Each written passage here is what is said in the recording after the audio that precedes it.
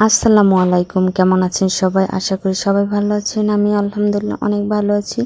নতুন একটা video share করব, অবশ্যই শেষ পর্যন্ত দেখার চেষ্টা করবেন। আমার বাসায় আমার আব্বু-আম্মু বেড়াতে এসেছিল, তাই আমার ননদ ভাবলো তাদের জন্য কোনো একটা পিঠা তৈরি করবে।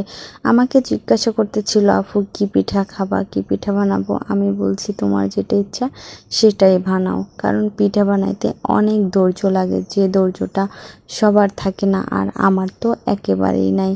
তারপর রান্নাঘরে গিয়ে দেখলাম আমার ননদ একাই সে পিঠা বানাতে বসে গেল। এটা ছিল পুরের পিঠা। প্রথমে তো নারকেল চিনি দিয়ে পুরটা তৈরি করে নিয়েছে, তারপরে রুটি বেলে তার ভিতরে এভাবে ডিজাইন করে পুরটা দিয়ে পিঠা বানানো হয়।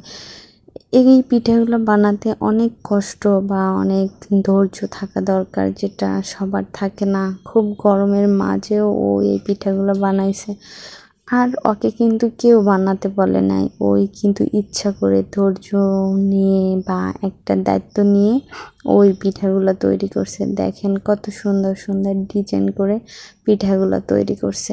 তারপরে এই যে অনেক তেলের ভিতরে দিয়ে এই পিঠাগুলো ভাজতে হয়, না তো পুড়ে যায়, এক সাইড লেগে যায়।